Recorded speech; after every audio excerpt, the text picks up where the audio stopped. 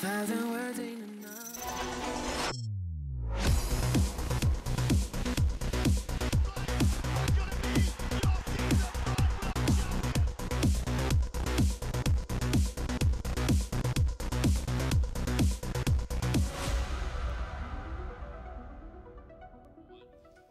Welcome into Esports Weekly, everybody. We have a fancy new intro. Hope you guys liked it. I did, at least. Aggro will be your host today. And today's going to be a pretty good show because we get a chance to actually look back at some of the things that happened in the week one of the SPL. Of course, if you missed anything that happened on Monday or Tuesday in the SCL or SML, respectively, we'll be going over that. And, of course, a preview of what's going to be happening. We got all our correspondents here in studio to go over all of our SPL games this week. But first, I want to look back for a moment at week number one and what happened in the SPL. And for the main takeaways for me is that the Pittsburgh Knights, there was so much hype around this team, and I was like, there's just no way. There's no way that they would end up being as good as we thought they'd be. They're as good as we thought they'd be.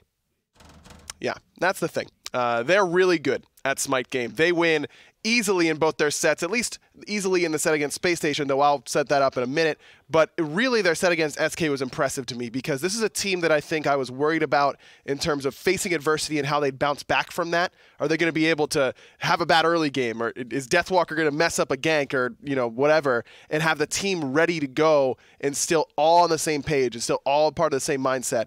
And that's what we saw from the Pittsburgh Knights in week number one. Adapting made it happen. This was kind of the moment that I think that the Pittsburgh Knights really started to understand, like, okay, we can do whatever we want to do in these games. We're going to do pretty well. Adapting got a quadra-kill and ended the game and nearly had a pentakill. It was absurd. The Pittsburgh Knights as a whole, I think, were exactly what all SMITE fans that like these players were really hoping for, and really just like watching good play. They looked like a dominant squad, and I think that's what a lot of people were expecting. I hope that they can keep it up throughout the year. Well, maybe it'd be fun to have the little bit of parity in the league, but we'll have to wait and see on the Pittsburgh Knights.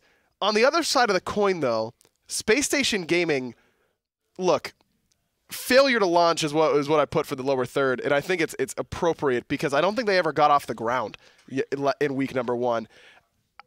I don't know what it is with this team. I really don't. It's only week one, and I think that's the big thing. We all have to take a deep breath. They played two really tough opponents in Dignitas and the Pittsburgh Knights, but at the same time, it's just they played so out of character, it felt like. It was drafts that were okay, but not inspiring. It were moments in the game where one player would do pretty well and the other ones wouldn't.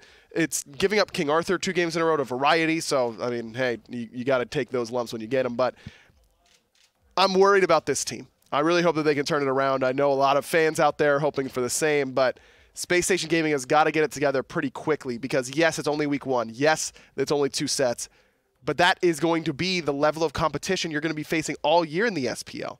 This is not going to be your typical online split where there's a couple teams that aren't doing so hot and maybe don't care quite as much. Everyone's here in Atlanta, living here. They care, and it's going to be a lot of hard work in order to try and bounce back and look like a top contender again. Space Station Gaming, not even in the air, let alone in orbit so far. As I mentioned, we're going to go over everything that we've got coming up in week number 2, but first, we're going to go to a quick break as we get ready for John Finch for Team Rival.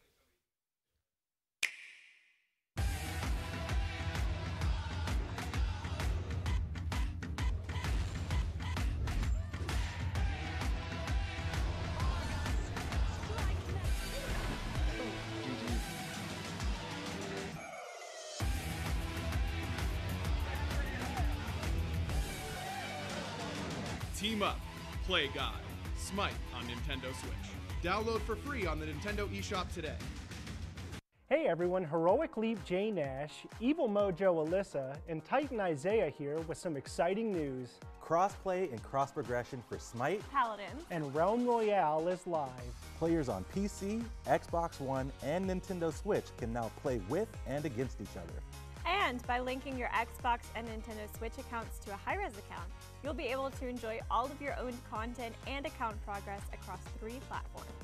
Head over to my.highresstudios.com to link your accounts, and be sure to check out our crossplay and cross-progression FAQ at highresstudios.com/crossplay for more details. We'll continue to forge ahead on the battleground and in the realm.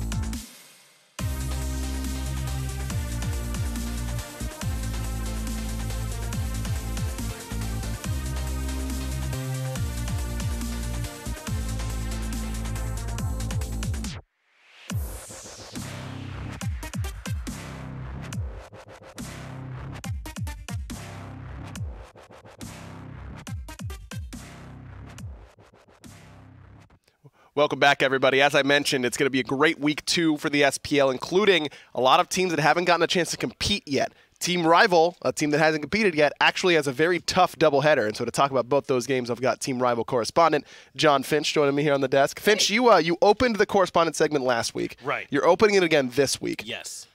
Why are you holding the show hostage? Why can't it move past anything else until you're on? Yeah, my understanding is that we want the show to be good, and that's why we're opening with me. So I think that you all are correct, and it will be good because I'm on. Okay, well, there you have it. We're going to have a pretty good show then because John Finch is on first. Exactly. Now I'm actually very worried about the weeks where neither Rival nor the Pittsburgh Knights play. And Don't worry, the SCL is always happening. Right, so I could just put that first? Okay, perfect. That's right. So Rival hasn't competed yet, but this is a team that I think have a lot of people very excited. Right. How are they feeling going into their doubleheader this week? You know, I talked to them about exactly that, right? How are they feeling about having all this sort of hype around them? And Polar Bear Mike talked to me specifically, and he said, you know, we don't pay attention to that kind of stuff. They're not even, you know, too worried about what the expectations are from everyone else. They have their expectations for themselves, and that's what it is they're trying to lead up to.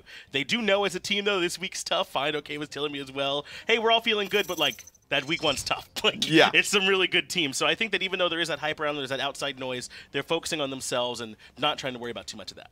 This first matchup in particular, though, is one that I think that is going to be really exciting because Dignitas is a team that we saw play last week, and they played very, very well. What did they take away from that Dignitas set? Well, they talked to me about how they've been scrimming Dig, right? So even though Dig did play well, they don't feel too nervous about it. They've had some chances to get to play against them, some as a unit, especially now that they're all here and they can play on the same ping and how important that is. What they told me was that Dig didn't look perfect, right? Sure. They did look good, but I think that there's some areas where they feel like they can come in and try and win. They feel good about their synergy with some of their pairings out there all together, like jungle mid in particular, support Hunter, which were some pairings that they couldn't get that international practice as well. Sure. Now that they're here playing together, like in the same room, they're like, wow, we're really good. So they're feeling good about that synergy. Yeah, this team we put together is doing pretty well. Right.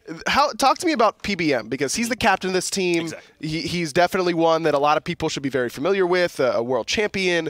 How does he fit into this team dynamic? Well, he's definitely the one that I think that's looking at almost like the data the most. I've been talking to all of them, right? And I reached out to PBM like, hey, anything you could tell me about the team? He sent me like 7 full paragraphs. That sounds like Mike, right? yeah. Which is PBM, and he's like, yeah, in between games, I'm watching back scrim footage, and then sometimes when there's a break in the scrim footage, I watch back some SPL VOD. So he's been pouring over all this stuff. It sounds clear to me, analyzing his own gameplay, what the teams can be doing better, what some of the other teams' weaknesses are. I think that he's the one that has that zoomed out view and making sure this team is staying focused. So you said that Rival's already gotten practice against Dignitas, but what about the Pittsburgh Knights? Because they play them tomorrow. Right. How do they feel about that matchup against the Knights team that looked pretty dominant week 1? Well, Polar Bear Mike told me that they don't think that anyone looks unbeatable yet, right? Sure. And I would assume that would include the Knights, that everyone, including themselves, has some work still to do. I think that everyone needs to kind of get into the groove a little bit before everyone's at their full strength. So they're feeling confident that this is a set that they absolutely can win.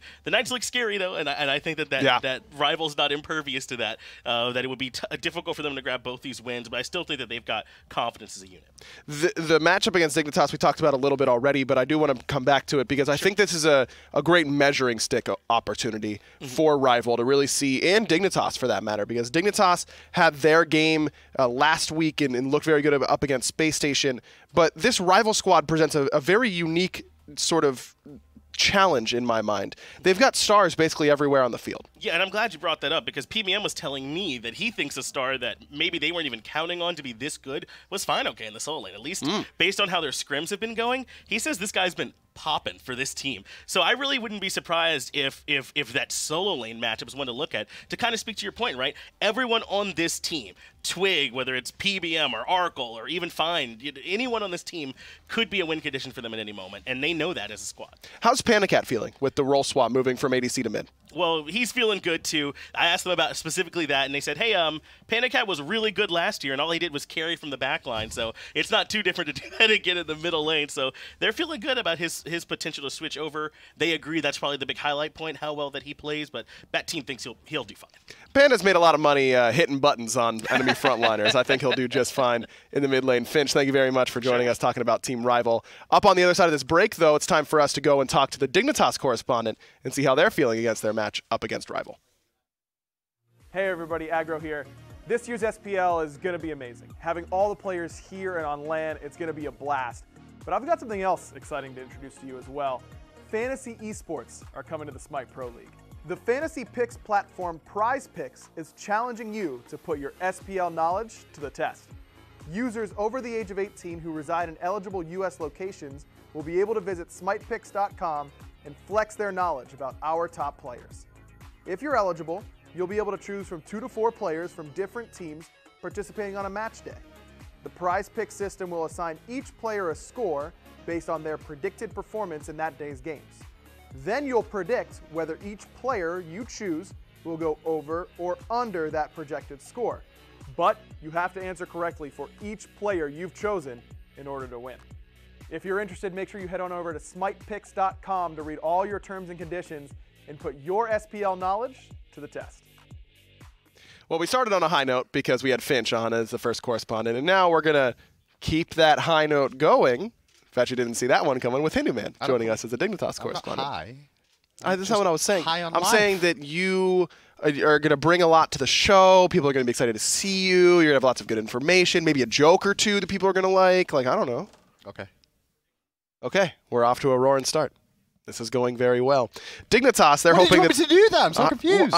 Yes, and that's what Finch yells about that all the time. That's what OK does. Saying OK is a yes and. That right? is, we took improv classes, Hindu. They specifically said OK is not yes anding. Oh, I did the opposite. Well, that sounds about right. Dignitas looking to do a little better than the start of this segment in their matchup up against Rival, but I imagine after last week they're feeling pretty confident going into this. I got a chance to speak to Trixank a little bit earlier today, actually. He's really quite happy with the performance they had this past week against their opposition. They defeated him a little bit better than they expected to overall in terms of like how things worked out. But talking more to them, they're more of the opinion of like, well, the meta is different. And obviously the patch is out live for you guys, but it's not the patch they're playing on this week. The one thing about that is that there's no dual lane meta anymore. Right. So seeing R-Kill and PBM together, you're probably not going to see as much of it in the dual lane, which also means we're not going to see Trix and Hurry win together. And Trix is of the opinion like this changes things, you know, because we're not going to see those dual lanes impact each other so much. Definitely. It seemed like Trix was willing to do that sort of weird support, follow around and harass the jungler in the early game sort of start. I wonder if Rival's going to be ready for that. I think they are. They've seen the games last week for sure. Rival should be coming in ready for that. The one thing Trix was saying about this set as well is it actually pays off for the Knights this game too. Because the Knights have to play Rival tomorrow. And Rival, as Trix said, it's like Rival said, he said about Rival, sorry, that the whole situation that they've got is that they have to show what they've got planned. They have to show their game faces against Dignitas because Dignitas are a good roster. That's right. Which means the Knights get an advantage tomorrow up against Rival because Rival would have shown their cards today. The EU teams going up with each other, you know, helping each other out. What about variety? Because we just had Finch on. He was talking about how Fine OK was really impressing PBM and a lot of these guys on Rival with how he was playing so far. How do you think Variety is going to do in that lane? Do we have to discuss this? I mean, he got King Arthur last week and, what, 4v1'd? Okay, he's not going to get King Arthur in 4v1 this game. Sure, but we've seen him do it on Thanatos before in previous World Championships, right? He's going to be comfortable in the lane. I think he's a role player right now for this team in terms of he'll pick what the team needs. There is a chance that he may pop off, depending on what gods he's selected for him. I don't think he's out there to be the one-man army that we saw last week, but that situation arose, right? He got King Arthur, he got the situation, and it paid off for them very well. Yeah, I'd say so. I doubt he's going to get King Arthur this game. And at least if he does, I expect Rival to be a little bit more prepared than Space Station was. And we've been saying this last week, is that these are best of 5s. That's right. And we've not seen one yet. We only saw 3-0s. I don't think this will only be 3 games. It's very unlikely we only see 3 games. Guarantee a 4th, I feel here. Yes. The 4th. And in that case, that means the meta is going to change, which means Arthur may slip through. That's true. Usually in these best of 5s, it's a little bit longer, and they end up being different picks and bans that you see in game 1 and 2 than what you see in games 4, 5, even 3 to some degree. What do you think about, we got the predictions coming up from the rest of the casters, and overall, it's pretty split down the middle. Anatoly and Finch think Dignitas is taking it. Taco and Tom think it's going to be Rival. Where are you leading on this one? Man, you know, coming into today, I was kind of 50-50. The players are actually set up in the booth right now, and they were like, hey, who are you picking? And I'm like, I don't know. I just want 5 games. And they're both like, oh, I don't want to do 5 games. I've got something to do today. Well, you know, that's not up to me. That's not what I care about. I realistically think, though, talking a little bit to Trix, and obviously I'm their correspondent, but I am leaning Dig because of the game time they've had. But then again, Rival have had a chance to prepare for them. That's true. They've gotten the chance to see Dignitas play. At least 4 games. I want 5. I think it'll be at least 4. I don't think you have to worry too much about that. Graham, thank you very much for coming on and having a wonderful correspondent segment, if I do say so myself. Okay. Okay. It's time for us to go to break, and then on the other side, we'll have a correspondent that hopefully will yes and a little bit better. Can I go now?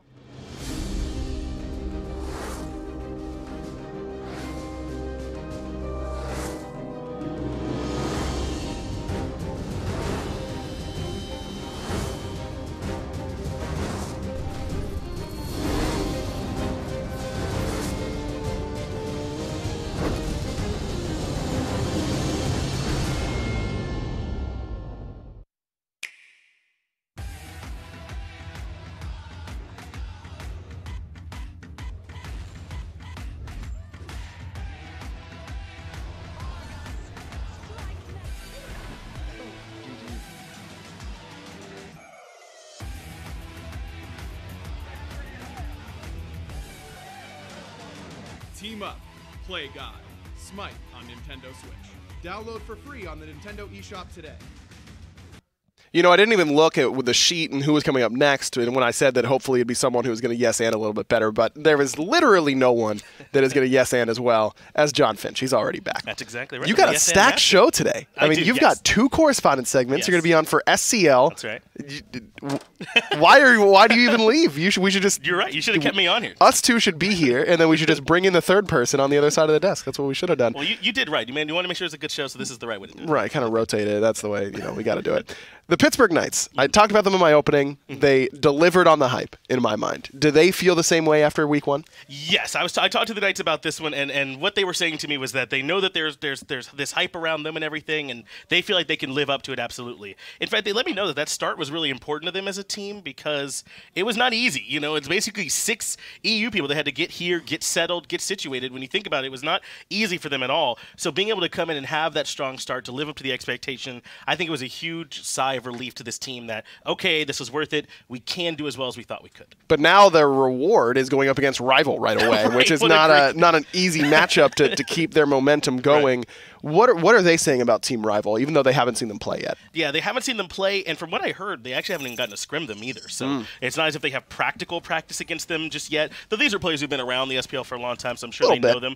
But they said they're not intimidated by this Rival squad. They're not intimidated by the fact that Rival's coming in with a lot of high expectations, with that hype around them. They're not worried about it at all. They have so much on their own plate from they're telling me that they have all these players who are all best player in the world candidates in their role specifically, and they've got plenty to worry about for themselves, so they're focusing on their own game plan and not even worrying too much about Rival specifically. I was thinking about this Pittsburgh Knights team. There might be a chance where, even though, as you mentioned, every player in every single role has an argument to best player in the world at that role, yes, they might not have a star player still, because it's just so hard to stand out when you're among so much talent.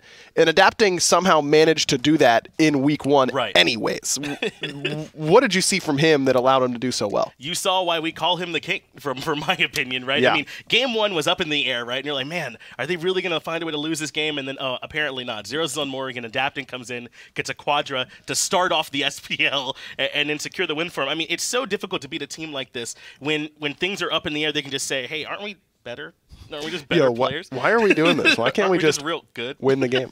And they can just do that at any point. So I think that's a huge boon for this team, for sure. So what do you think the big matchup is going to be in a particular lane? You mentioned Final K for Rival. Do you think it's him in the solo lane up against Deathwalker? I think that lane is the big matchup based on what the players have been telling me, that's where I would keep my eyes on. But when I had my own thoughts before I heard from them, the people who were smarter than me, I thought probably this mid lane matchup, Zeros and Panda Cat specifically, right? Because I think that for these newer mid laners, Zeros is the test, right? More than anyone else, this is the man that you compare yourself to, and he's the one that can punish you if you're not up to code or snuff or whatever it is you want to say. So I think that the mid lane matchup, at least for me coming in, is the one where we really get to see how good Panda is and if Zeros is good enough to punish those players. Let's see the predictions that all the other casters are going to have for this matchup. And the Dignitas Rival is split down the middle. It's split down the middle here as well. Tolly and Tom have the Pittsburgh Knights. Taco and Hindu have Rival. And again, you're going to act as a tiebreaker. And it's especially tough because these are both my teams. Yes, it is. Yeah, you can't even be biased. I mean, I can't.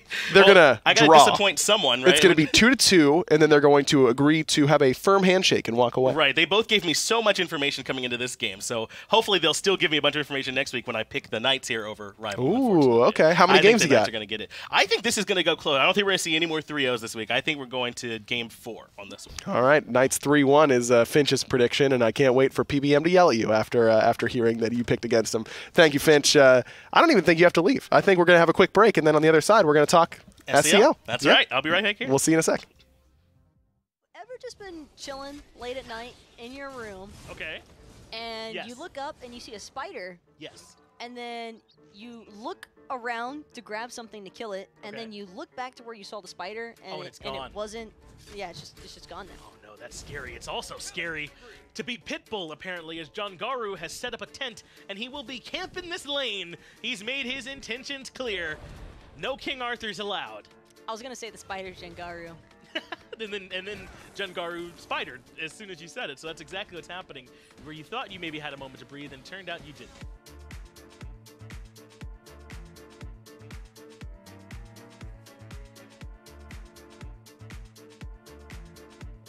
Also, Alcohol just consistently kept finding the pick that they.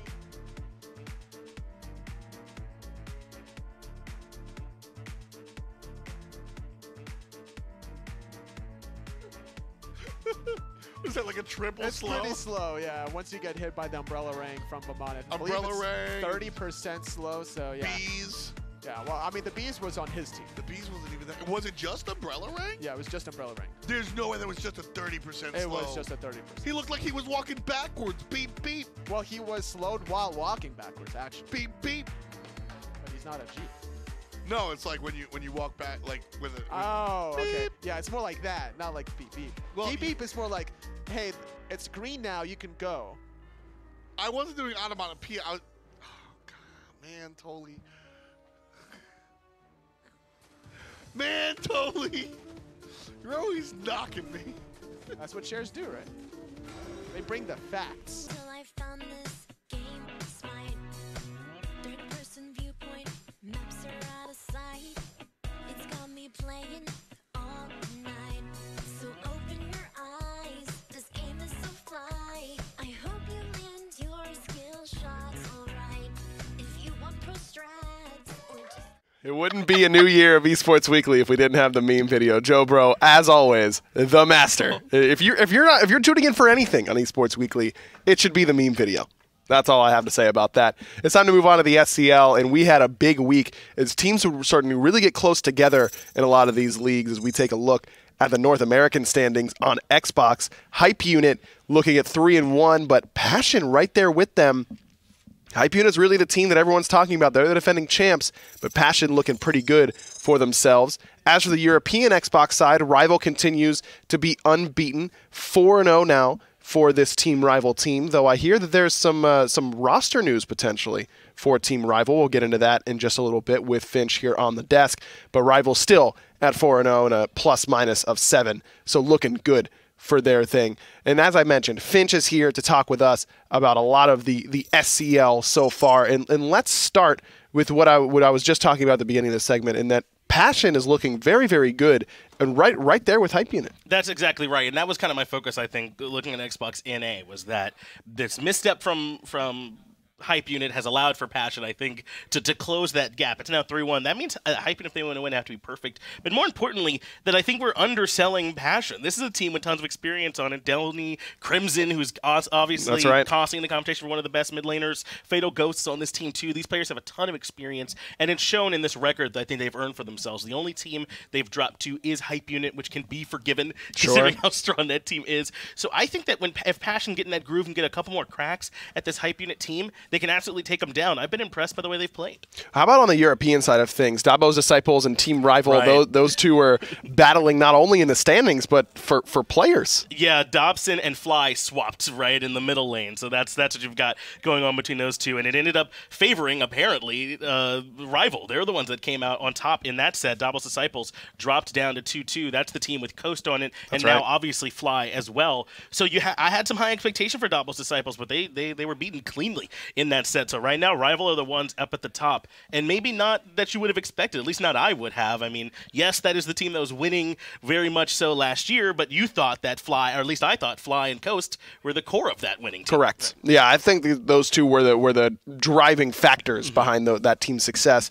Do you think that Dabo's Disciples, given a little bit more time, will be able to rise up and be the best team in the European Xbox League, or do you think that Rival just has a stranglehold on it? I think until it's over, I still have faith in Dabo's disciples right now, Ryan. I mean, and you can see it. Coast even tweeted out, "Hey, we got to be perfect for the rest of the year if we want #1. I like a challenge." So my man So is. Coast, I man. love it, right? So he's certainly still confident in his team being able to do it. I am too. All right, let's take a look at the PlayStation 4 standings. We'll start in North America and see what's going on there. Shrimp Gang has been the team to beat, but Big Money Esports and Cyclone both at 2-2. Shrimp Gang still undefeated so far. Benedict's Cavalry on the flip side of that. And as for Europe, Out Cold stays undefeated, but Bedtime's Calling right on their heels. We'll get to that region in just a minute, but I want to start in North America. And the fact that Shrimp Gang is undefeated shouldn't be too much of a surprise. But I think that we saw Big Money Esports play the other day, and they had that was a really close set that they ended up winning. It was very difficult. I think they ended up having to close it out on a 2-0 because they lost game 1. But Big Money kept things very, very close. And it's not just in that game, but in the standings. You know Shrimp Gang's very far out in front, so everyone's fighting for that next spot to try and stay within striking distance of them. That's why this win was so important for these guys. And what I really liked about Big Money is I don't think anyone on that team stood out like as a star for me. It was like a team win. Xerxes and Snados played an impressive front line for him all game, really gave some room for Adaptive and Conviction to come in and follow up with the damage that they needed. That was a very hard-fought set. It went the full distance, so Big Money earned that win. And on the European side, as I mentioned, Bedtime's Calling is close, but Out Cold still able to hold on to their perfect record. They have been able to hold on to their perfect record. And I don't want this to sound like a knock, but right now, I got to call it like I see it. It really does look like the team that's making the fewest mistakes is the team that's getting the wins. I don't even know if it's the team that's winning so much as the team that's not losing the least, right? Right. It is what it is. And I think that's just because PS4 is still our newest scene, right? And particularly EU, because NA has a lot of players coming over from Xbox, all the experience. So it's not a knock at all. These guys are grinding, and they've been playing in fall and coming over here to play again in this first phase. So I like that we're seeing these same players from Out Cold a little bit more time, and they'll be able to compete with everyone else. But I agree with you. I feel like this week overall almost felt like a regression in some ways, where they were making a lot of mistakes that they hadn't been making previously. Hopefully in week 5, we see a little bit less of that. We start off Monday with MV3 up against VGS Gods, and then a big game, Rival versus EP. Should be a pretty easy win for Rival, but these are the ones that you can sometimes slip up and stumble, which you really can't afford. And then Shrimp Gang versus Big Money. That should be a good one on once we move over to the PlayStation 4 North America. Exactly. That's the one where they can try and close that gap, and then, of course, we'll have some PS4 EU following it up as well. Big Money, if they want to be at the top, those are the kind of sets that you got to win. And obviously, European powerhouses, I would like for them to show up. That'd be nice. How much money is Big Money, by the way? I've been thinking about this since Monday. I'm thinking that you need 8 digits at a minimum for it to be big money. Wow, that's a lot of money. It's big money. And they've got it, apparently. Well, we'll see on Monday, I guess, as they go up against Shrimp Gang. Thank you very much, Finch, for joining us on the SCL. We're going to go to a quick break, but when we come back, we'll be talking about the North American Minor League if you missed it on Tuesday.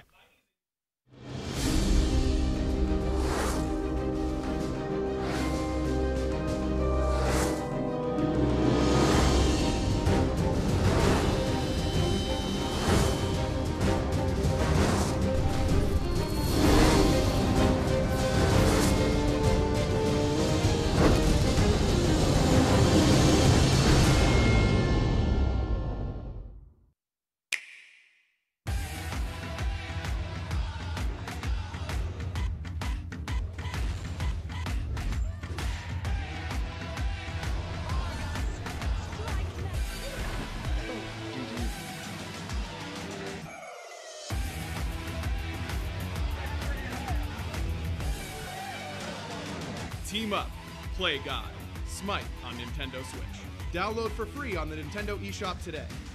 Welcome back, everybody. If you missed the minor league on Tuesday, you missed a pretty big week because every week in the minor league is pretty big, but the standings aren't going to tell the story that I think a lot of people would have expected overall. In North America, it will. It's Armada up at the top, 4-0, though I think some people may be surprised still that Space Station Gold is sitting at 0-4 winless so far. We'll talk a little bit about them in just a minute because they had a mid-set roll swap, which was kind of odd. And then in Europe, Out Cold isn't doing what we expected them to do. I feel like that was a team that everyone was very high on, and for good reason. Emilito no longer there means that I think expectations get tempered a little bit, but to this degree, I'm not so sure. You know who is going to be sure about the minor league? It's our minor league correspondent. It's Anatoly. Toly, you're doing NA. So I talked a little bit about EU, and I apologize for that. You're fine. You're totally But I want to talk about NA now. and that's why I'm doing it. Armada is the team to beat. Yes, they really are. Honestly, they are dominating in every single statistic possible. In their whole roster, they have 3 players just in the top 6 kill category. Of 5 of their 6 players, because they have Homie FA as a sub, 5 of them are in the least 7th deaths, rather, right? The top least 7 deaths. Okay, so, they're just dominating the whole entire field there, and they just can't really be matched. Their last set against, I believe it was Cryptic, they dominated them as well. Like 25-minute game 1, 22-minute game 2, they looked unstoppable. Is it already time for Armada to just think about midseason invitational? Are they to that point yet?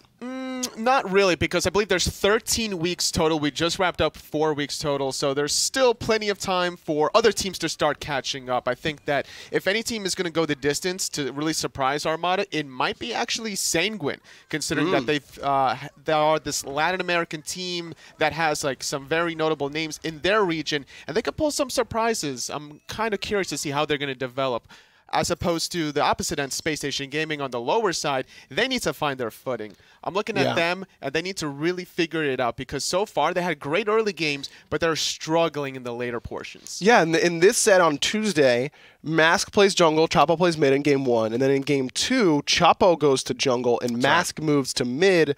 What can you tell us about that role swap? I think it was about something trying new. They realized something's not working for them collectively. They are just struggling between the deaths and the kills. Like, they're making plays early game, but when it comes to grouping up, defensively in game number 1, they were trying to defend their tier 2 tower against a Fire Giant team, and they got wiped. It wasn't even close. And then game number 2, when they had the lead with Fire Giant, they tried to siege the left side Phoenix. It wasn't working out for them either, and that's when the game kind of went back into Sanguine's favor. So they kind of have to figure out the late game positioning, the shot calling, and make it work. Because they are looking for the early picks, and they're finding them.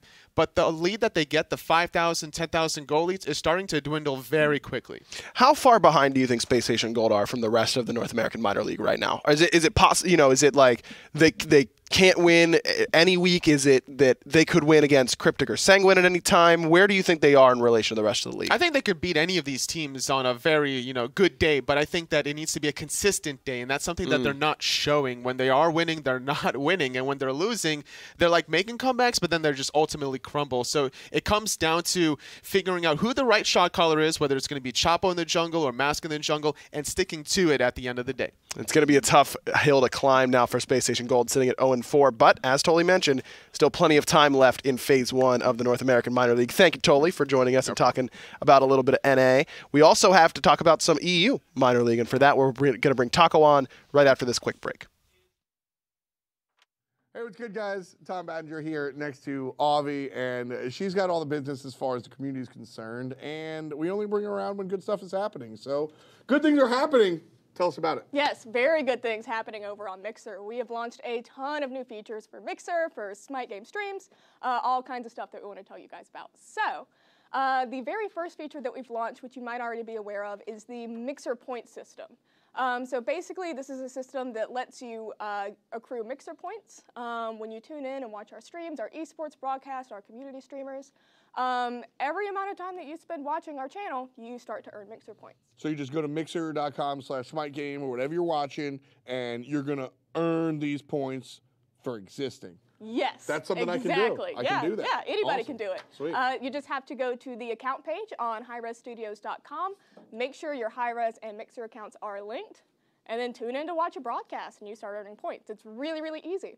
That's easy because we have a ton of broadcasts. We have Console League on Monday, Minor League on Tuesday, Esports Weekly sometimes on Wednesday, but also Patch Notes on Wednesday. Thursday's going to be Pro League. Friday's going to be Pro League. Yeah. Saturday and Sunday they tell me to sleep, but then I come back on Monday and do it all over again. And then there's community streamers all the time too. Hey. You have so many good people.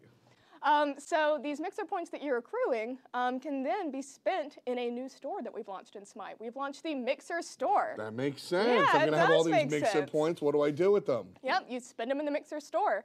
The store is packed with skins that are now available for purchase with the points that you've earned. That's cool. Yeah, and as soon as you've hit 600 points, you get the Crusher Cabrakan skin. That's cool. And you don't even have to buy that one. You just get that one for reaching 600. That's cool. Yeah, it's really cool.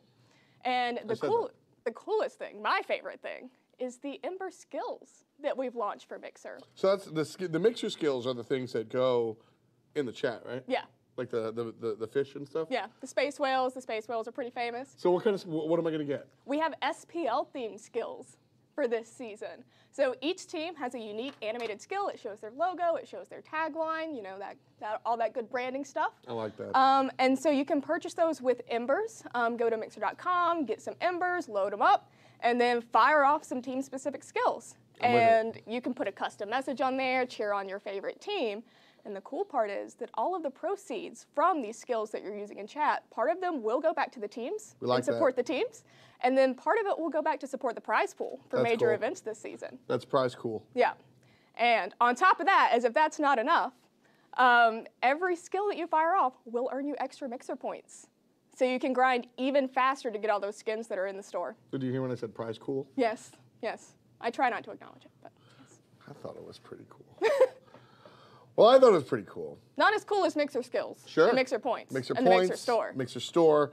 We got skins, everything. It's going to be sick. That sounds like a lot of fun. So here's the biggest question. When is it going to be implemented? It's all there now. Oh, snap. Yeah. It's already there. Yeah, it's already there. So if you're watching this on Mixer, you're already getting it. You can already do all of the things. All of them. I'm building stacks. Yes. Keep it up, guys. We'll catch you later.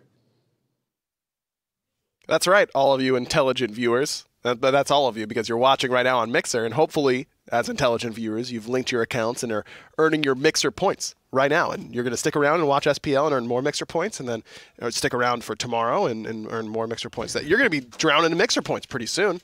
Be careful about that. Learn to swim. And as I mentioned, I want to talk about EU a little bit. Let's take a look at those standings. Out cold. Really cold at the bottom of the league. Flashpoint, on the other hand, sitting at 3-1, looking really, really good. Simplicity and Queso knotted up at 2-2 apiece. But Flashpoint holding the top of the European minor league hostage. Out cold all the way at the bottom. I don't know what to say about it. Luckily, I know someone who will. It's Taco, our minor league correspondent for Europe. Taco, Flashpoint, top of the league. Is this what we expected from this team coming into the year? I think that if you compare them in their previous years of competition when they were, known as Optimus Gang and the like, these guys have always had a tendency, I think, to display themselves as, top of the line competitors. And I think that this isn't really the same Optimus Gang either that we saw from the past. I think that this is now a team that has had years to kind of mesh together and really develop a true team synergy, which is part of the reason why I think they've found so much success against such veteran rosters. Flashpoint has really just been impressive this year overall. I think that last week their game to get that first place position is exactly what you're looking for a team to kind of take control of a league. But on the other side of the coin, Out Cold, what's going wrong with them, Taco? I think Out Cold just got off to a really rough start and are still trying to bounce back from that. I mean, things are always going to be relatively rough whenever you go into a season expecting to have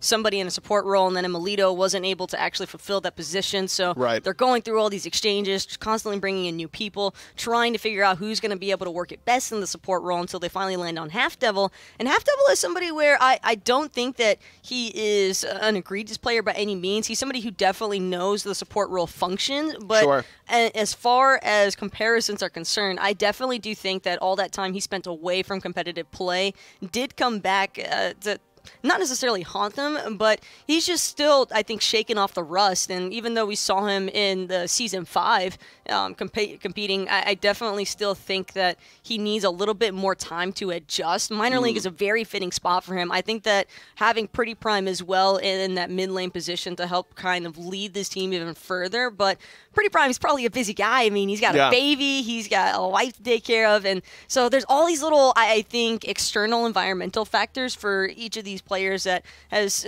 kind of just made things really shaky to begin. Yeah, I think that Prime is a good one to bring up because, as you mentioned, Half Devil not playing super well right now, but still kind of get back in the flow of things after taking the first few weeks off.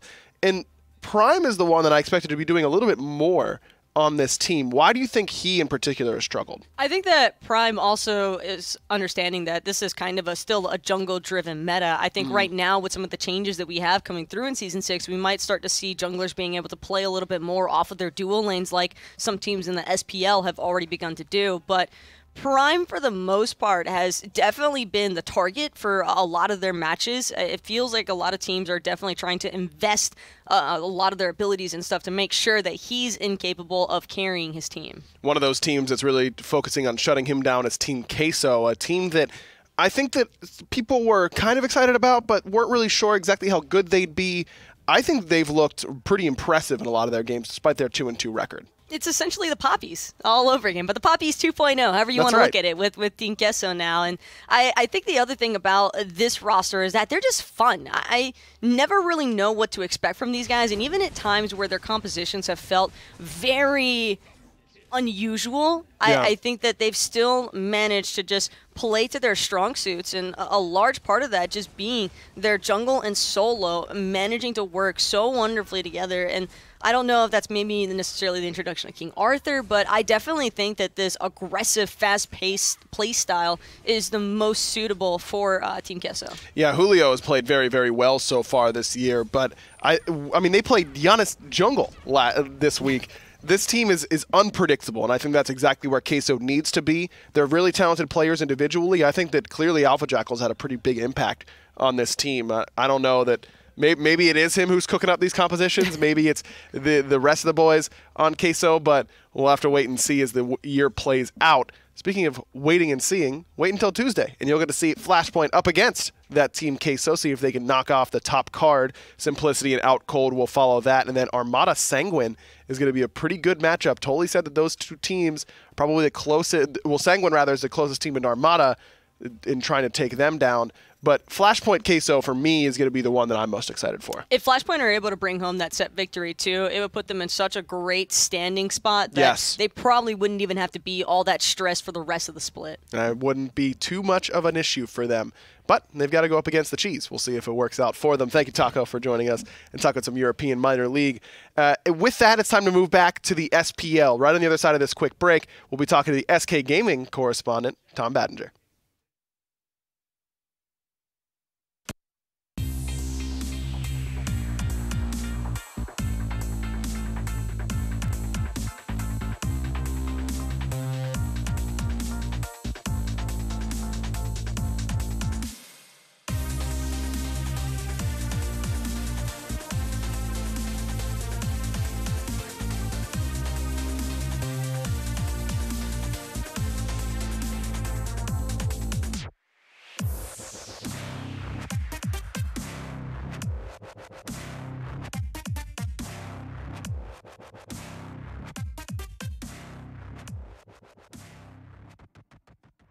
Hey everybody, Aggro here. This year's SPL is going to be amazing. Having all the players here and on LAN, it's going to be a blast. But I've got something else exciting to introduce to you as well. Fantasy Esports are coming to the SMITEPro League. The Fantasy Picks platform Prize Picks is challenging you to put your SPL knowledge to the test. Users over the age of 18 who reside in eligible US locations will be able to visit SMITEPicks.com and flex their knowledge about our top players. If you're eligible, you'll be able to choose from 2 to 4 players from different teams participating on a match day. The prize pick system will assign each player a score based on their predicted performance in that day's games. Then you'll predict whether each player you choose will go over or under that projected score. But you have to answer correctly for each player you've chosen in order to win. If you're interested, make sure you head on over to SMITEPicks.com to read all your terms and conditions and put your SPL knowledge to the test. Welcome back, everybody. As I mentioned, it's time to move in to the SPL, and for that, we've got a correspondent. It's Tom Battinger. It's F. What up, demons? It's your boy. That's what he said. SK Gaming. This is a team that I think a lot of people are excited about after watching them get 3-0'd, and I don't think you see that a whole lot. How did they feel after their set against Pittsburgh Knights last week? I mean, straight up, it's interesting because I think that this is a common conversation that people have been having since the week, and I haven't shied away from it. I think that the first 2 games that SK played looked really, really strong, and then the third game, not so much. So, I mean, I spoke directly to Neil, and he had said something interesting, which was, well, maybe less interesting because everybody has said it since. He's like, look, we're trying to take both the positives and the negatives from that set, learn, and move on. They liked the way that they played. I liked the way that they played. Ultimately, what it came down to was just a single decision in both Game 1 and Game 2. A little bit of a lack of patience.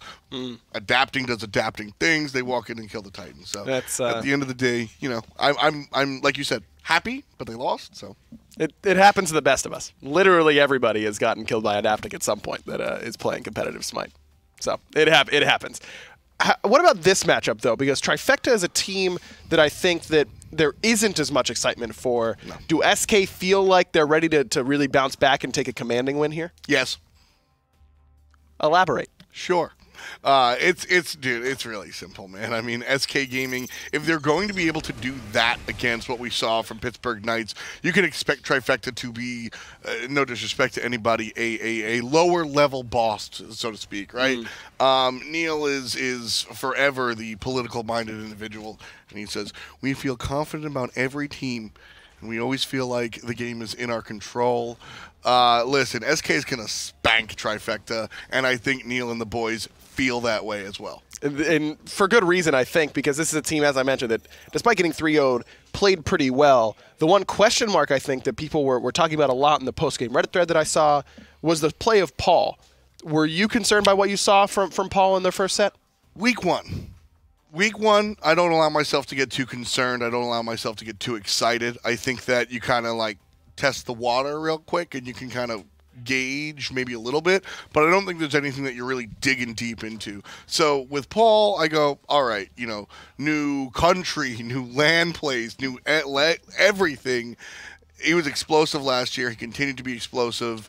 You know, if he has one off week and it happens to be the opening week, that sucks. But you know, it happens, man. Sure. So I'm not overly concerned with Paul yet. I'll steal a little bit of your correspondent thunder. I just saw on Twitter that this morning Paul had ice cream as soon as he woke up. I told you that. You didn't.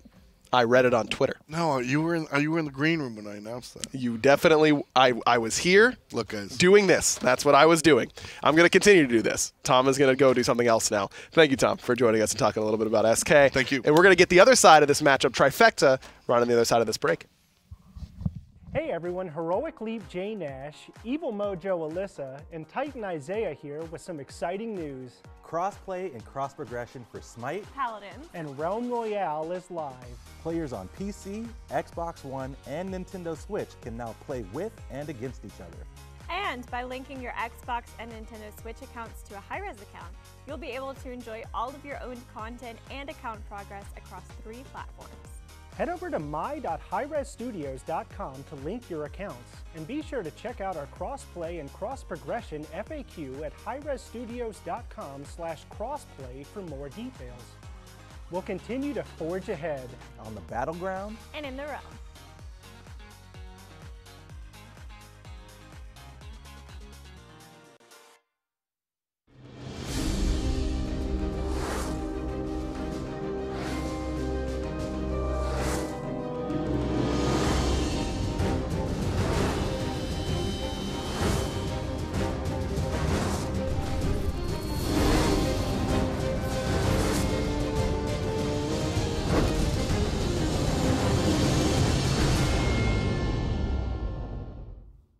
Welcome back, everybody. As we just had F. on, he just left the set in order to do something with his hat on, I guess. And now I've got someone who isn't wearing a hat. It's Hinduman. Yeah, Tom had a very important, well, basically extra call to be an extra on Home Alone, it seems. Clearly, he did a pretty good job of that. Yeah. He's the one that had his hair set on fire. Oh, no. Yeah. And if it was as long as it was at HRX, like, that's... You got a lot of time to burn, you know what I mean? God, I wish it would burn.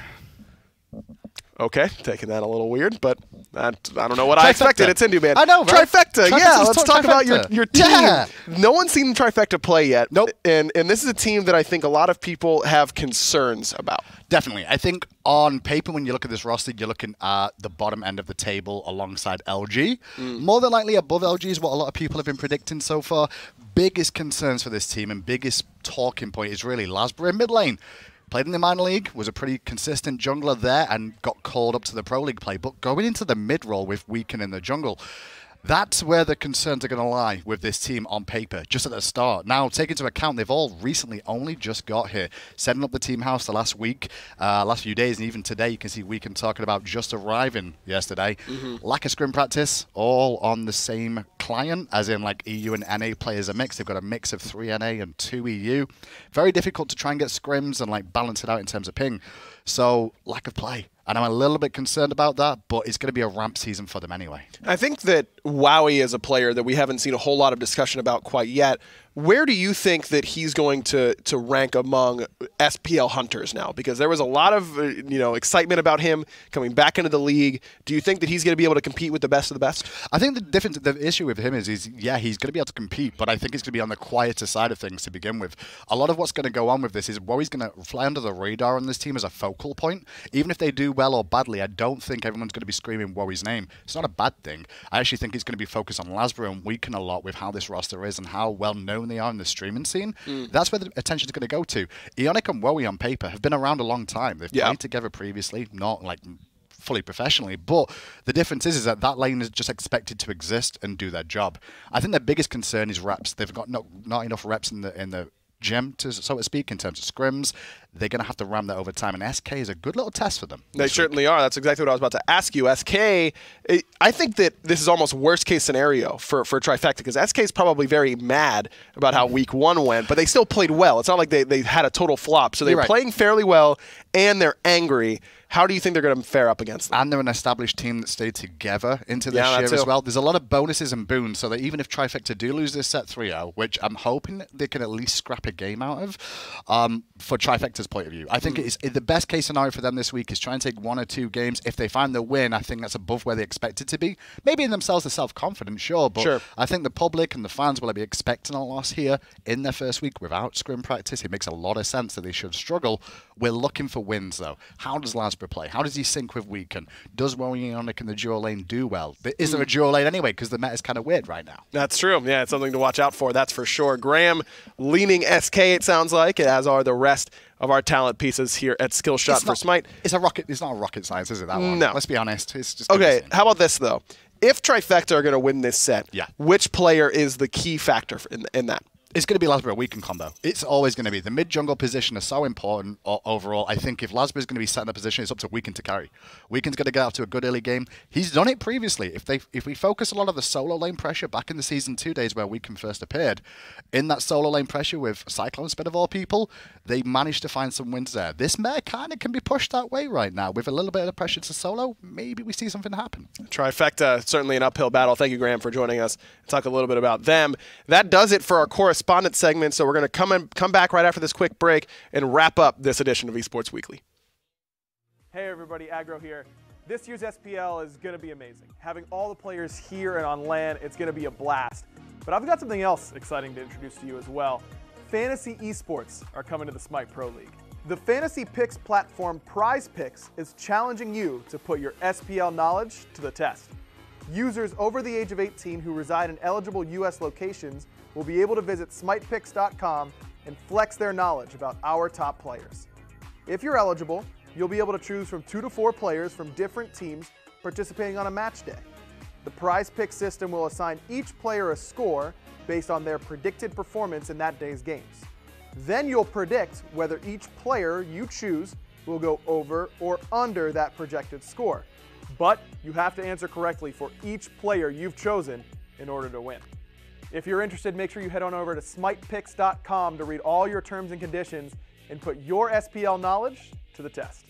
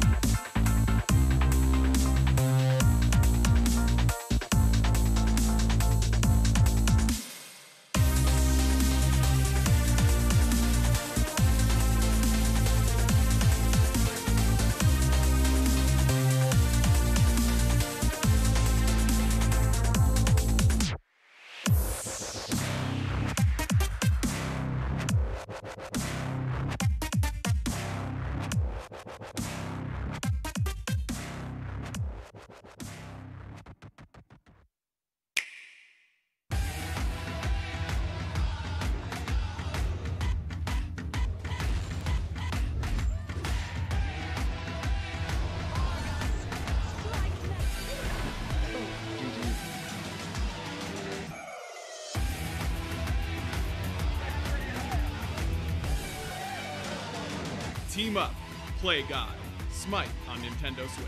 Download for free on the Nintendo eShop today. Welcome back, everybody. Esports Weekly Week 2 in the books. Again, thank you guys for watching, and we're still adjusting everything here on Esports Weekly, so please give us your feedback on what more you'd like to see. But before I close the show, I want to talk a little bit more about Team Rival, because I think this is a team that a lot of people are very excited about coming into this year, and for very good reason. This is a team full of players that think about the game a little bit differently than a lot of the other teams and players in the league. And so getting a chance to see them compete for the first time on Season 6 is something that I've been looking forward to since the roster was fully announced.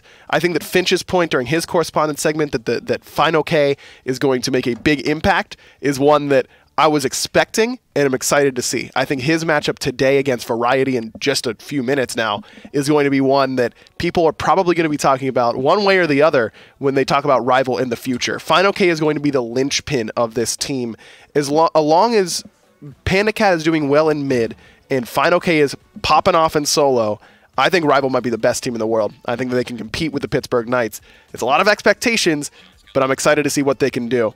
They've got 2 matches this week. As I mentioned, Dignitas coming up right after this, so make sure you stick around. And then, of course, tomorrow they open up against the Pittsburgh Knights, a great test for them. I'm also looking forward to seeing how Trifecta is able to do in their debut against an angry SK team. They certainly don't want to go out 0-2 and have another set loss after a pretty close one, despite it being 3-0 in the Pittsburgh Knights' favor. As I mentioned, SPL coming up right on the other side of this short break, so make sure you go get a snack, whatever you got to do. SPL's coming up at 1 o'clock. Thanks, everyone, for watching, and we'll see you next week.